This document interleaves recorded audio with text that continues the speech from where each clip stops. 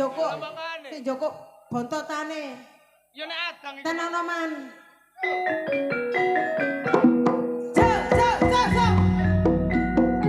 Yuk padha macul garap sawah dimen subur. Yuk padha kumpul aja wegah barang nandur. Pekarangan dalan uga nang sawah. Iya yen wis panenan kanggo pangan urat-urat.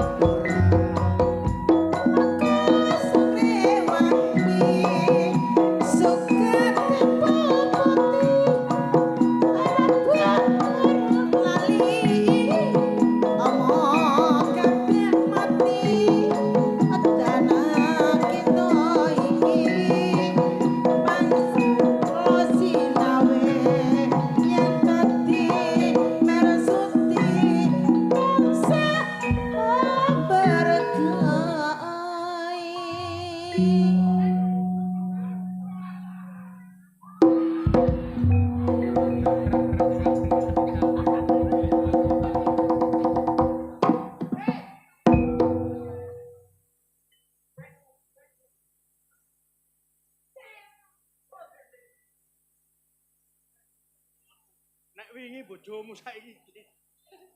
Kaget aku, tak kira sampe niku mang bojoku ta. Lho, kok padha? Iki nyerotong ae iki kok. Lho. Lah aku kata dhisik, Cak, ya metakol aku. Barep bojo apa ilang karo. Sing salah ya kon, Dik. Salahku sing ndi? Kabeh kancane Gus bareng padha ngirim dadekno kon telat. Ngrasakno. Aku sampean belanjani tak gak iki, Mang. Wong lanang ya mesti belanjani, Dik, ya apa. Wong sampean belanjani 5.000 takoni bojo 5.000 kok lepo, Bu. Oh, ala uyah iki lho. Ya anane sakmono ya apa maneh. Makane sik jeneng aku ki wong wedok pengertian, Cak. Tak gawane ganjel. Aku niku aja ganjel. Apa ganjel iku, Dik? Ngombe ganjel.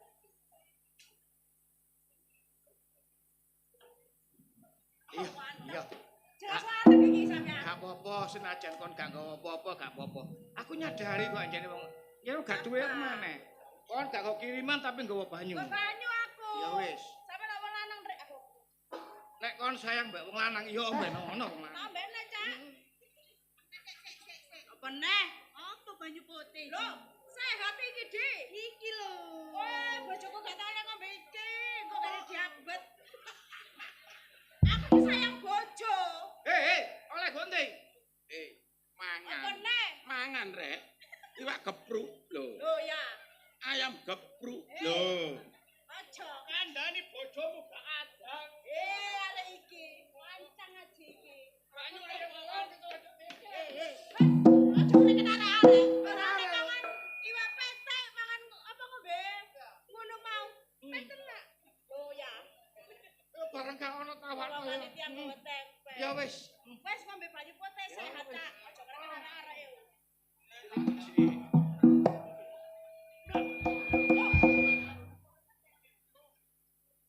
Gerak, Cak, sakmono, Mang. Ya seger dhewe ya kaitan iki. Ayo, Cak, mana, Cak? Sebelah, Cak.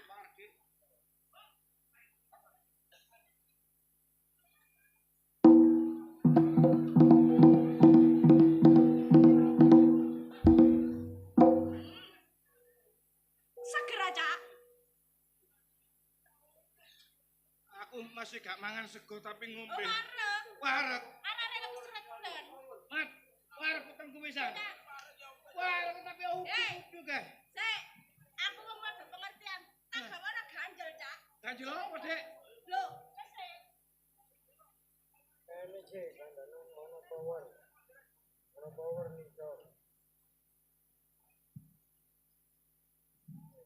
Cak. Aku wong wedok pengertian ya. Bojoku cek sehat tak gawe ganjel sampean. Ya. Kon mang oleh gedang tekan iki. Loh, ya gedang sampean oleh ngondone kebon kuwi lho, Cak. Tak imbu ya. Olehku Akhire mateng. oleh ngamek gedange Andi iku lah ya. Iya. Ya wis gak apa-apa. Gedange apik lho cak iki cak. Aja murid. Men. Apa men? Kok ndekno lho kedange, Man. Lah iya nyene tandurane cak Andi ndek-ndek. Tak coplat. Buat kono bojoku. Aja ngono. Iki kedange sapa, Man? Ya gedange bojoku. Lah kok ndek ngene? Joro. Durung ya. Sajam kesek dawa. Kok masuk? Ya iyalah. Iya, adem-adem boleh. Lah ya, Sita. Aku mau entuk pengertian. Tak enceno.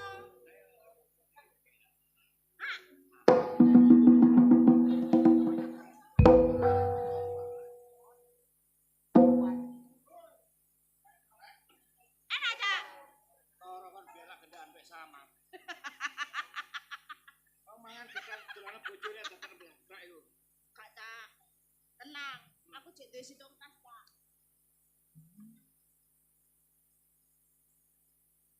Aku iki senajan sayang mbek bojo Cak nggo loro bab arek-arek cekaan niku. Mangap. Sik ta lek iki.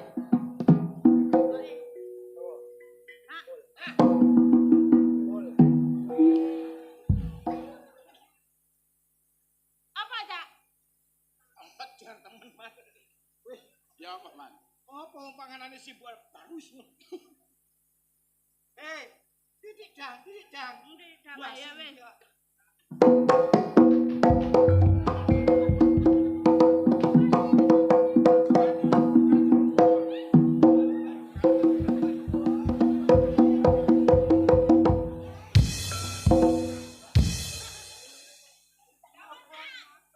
Gak apa-apa to sampe iki, Cak.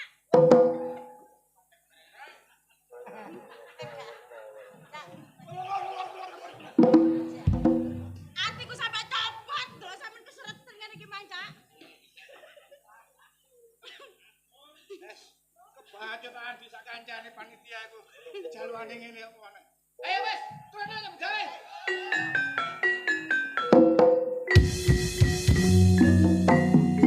Yo padha macul garap sawah dimen syukur yo padha kumpul kanca wegah barengan nandur ing pekarangan Tegalan uga nang sawah yen wis panenan kanggo pangan tur-aturan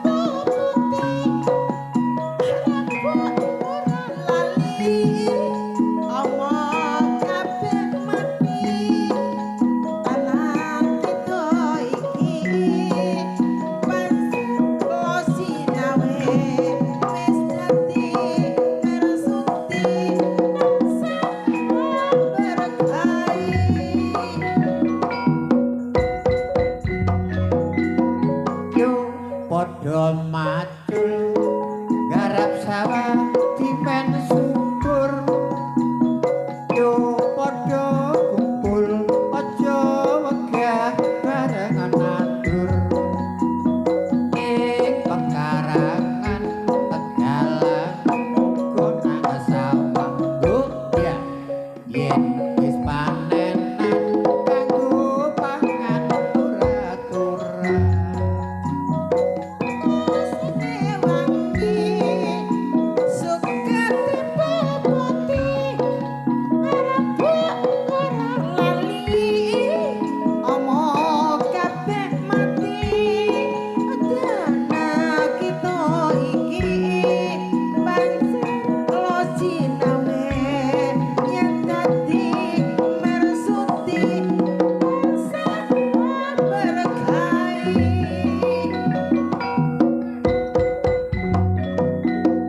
yo padha macul garap sawah dimen syukur yo padha kumpul aja wegah barengan nandur ing pekarangan Tegalan uga nang sawah oh ya yen wis panenan kanggo pangan tur-aturan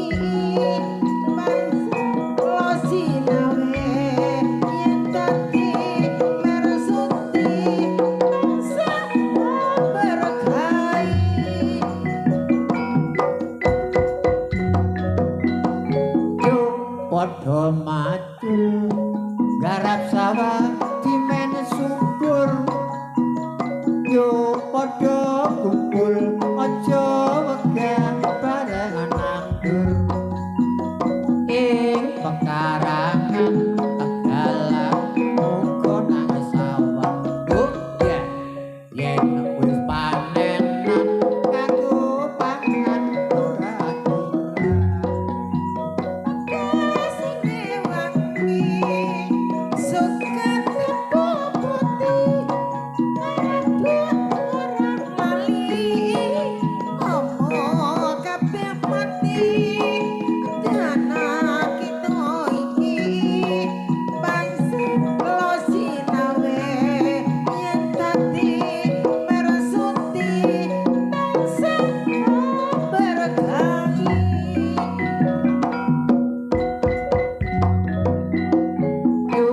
padha macul garap sawah dimen subur yo padha kumpul aja wegah barengan anggur ing pekarangan Tegalan uga nang sawah ya yen wis panenan kanggo pangan ora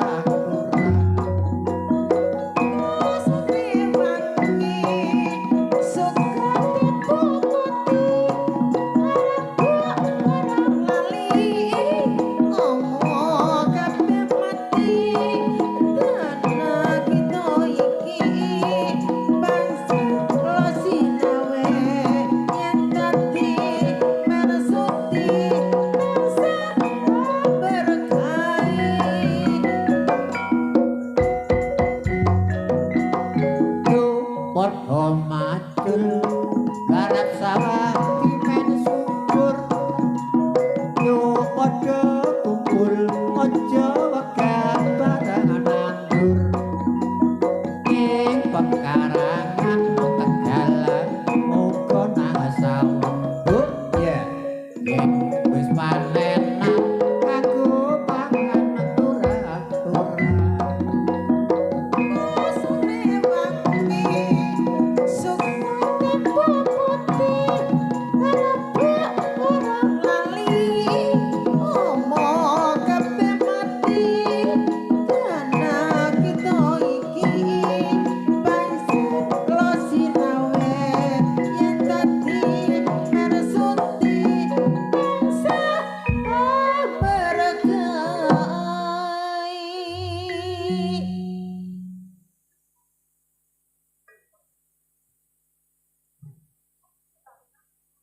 Demikian tadi Anda